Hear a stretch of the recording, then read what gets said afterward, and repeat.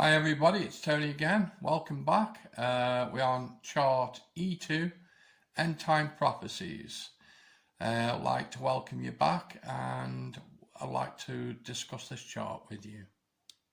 Now this is just a rough discussion board for now. I haven't drawn it out properly, so I apologise for that. But as I say, it's just a discussion board. I'm going to keep it really simple and to the point if I can, okay? Okay, we're looking at three prophecies on this. One is the Daniel 70-week prophecy, the Hosea chapter 6 prophecy, and the fig tree prophecy. Them are the three prophecies that we're dealing with at the moment. So I'm thinking it might be worth dealing with the Hosea prophecy. So if we're going a bit closer, the Hosea prophecy deals with chapter 6. Now the simplest way to look at this particular chart, there's 7 sections. Consider each one of these sections a day, just so we can keep it simple. So 1, 2, 3, 4, 5, 6, 7 days. Then Peter talks about a day being 1,000 years. So 1,000, 2,000, 3,000, 4,000, 5, 6, 7. Okay.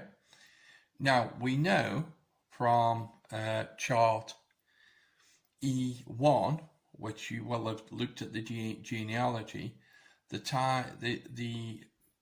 Old Testament period is 4,000 years in total, and we know the church age is another 1,000 years, because we know that from our present calendar. Christ died in 30 AD, and it's been 2,000 years approximately now with 2021. So in a nutshell, the Hosea prophecy deals with these latter church age, and it says there are 3 days, and on the second day he will raise us up. Now if we look at the chart, we know that's 4,000, and this is coming to 6,000 years. And we know we're in the year 2021. So if Jesus died on 30 AD, yeah, you've got 2,000, add 30 years on top of that, it's 2030. So you can just do a quick calculation, minus your 7 off that is 2023. Your tribulation period begins. Now, you may have noticed I've got 21. Well, you'll see why in a bit. So all I'm simply saying, the Hosea prophecy talks about that mainly these last 3 days, which is 3,000 years. So what we're seeing here is in the last 2,000 years, in the last second day, he will raise us up and we'll rest in the third day, which is the 7,000 year, which is actually the millennium. If you think about it very carefully and look at the Revelations charts that I've done, and A, B, C, and D, and those charts, you'll see what I'm on about. So it may become a little bit clearer here on the fig tree prophecy. So the fig tree prophecy talks about here in particular that in 1948 Israel will blossom, the fig tree will blossom, and it talks about a generation. Jesus talks about in that generation, from that generation, that'll be it. We will see the Lord come back. That generation will not pass. Well, we have to ask the Bible, what is that generation? And you will see from the videos that it's between 70 and 80 years. So if you add 80 years on 1948, you get 2027. Take your 7 years tribulation off that date, gives you 2021. Interesting, isn't it? How 1948 works into this period.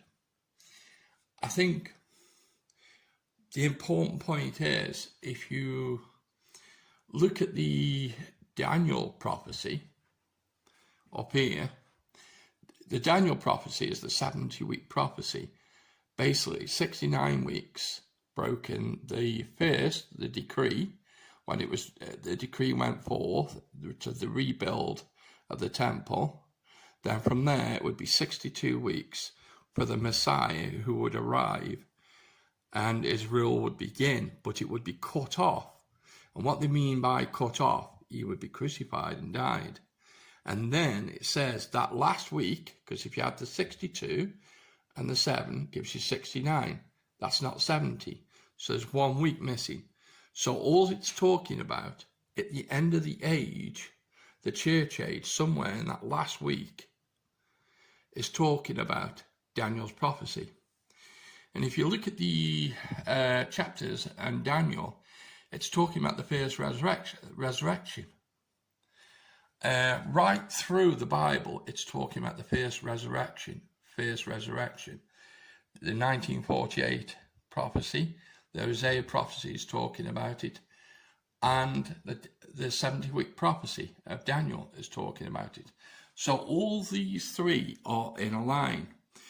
But what I'm saying, where Jesus, remember Jesus actually quoted this prophecy, the 1948 prophecy, the fig tree, and that takes us to 21. Well, we're in year 2021. So I'm not saying, 2028 is the deadline. We could be out by 3 years or 5 years. But Jesus says we're to be watchful. And the fact that Jesus has given us some prophecy towards Israel in 1948 being reborn, I think we should take it serious. And we should consider where we are we should seriously consider where we are right now on the board in general, that we're in the year 2021, and we know 4,000 years have gone by in the Old Testament just based on the Bible itself. And now we also know another 2,000 years have gone by. So, that's 6,000 years.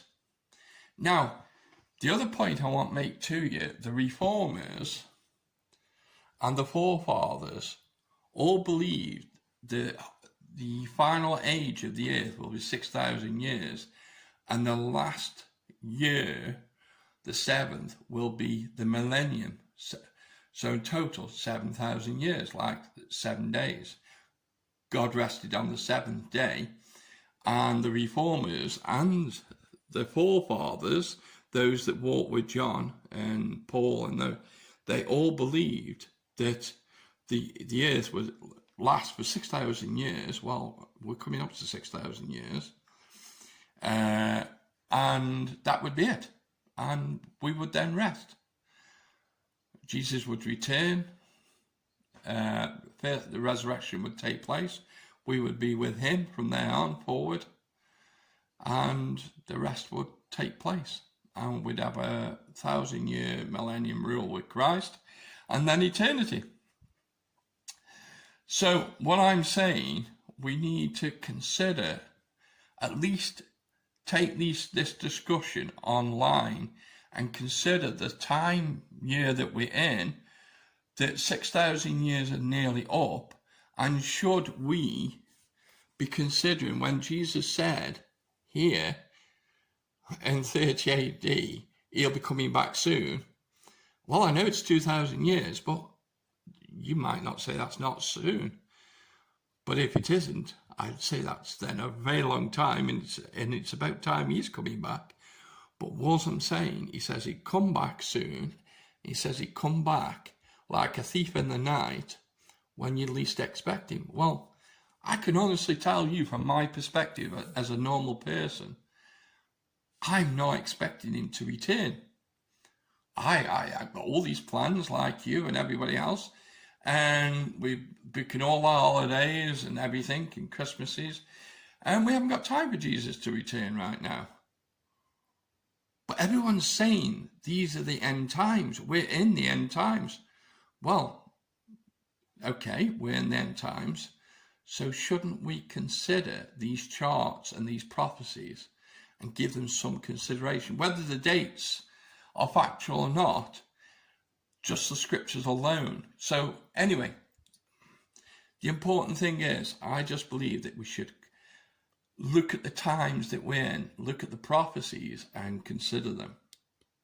So what I've done, I've left videos to the fig tree and the Hosea and the 70-week prophecy attached to this video, which goes into great deal and a lot clearer than I've done. The only other thing I would like to point out to you, to fascinate your taste buds, this 1948, Israel was born. Are you aware that Abraham was born on 1948? Don't you find that interesting? When God makes the promise to Abraham, is the birth of Abraham, that the promise comes through Abraham, and the promise is fulfilled in 1948 of the final birth of Israel. I find that interesting. I also find the flood is based on the Bible dates. It happened in 1600. So a renewal of the earth, a renewal of God's promise. 1600, the Reformation took place. A renewal of God's word and promise to us of enlightenment. So I'm just saying, as well as the forefathers and the Reformationists, certain things are sort of key with my thinking, and I'm just wondering whether they do with you. So like I say, take the opportunity to study the board and see what you think. And we'll talk about this more in detail another time. Thank you very much for listening.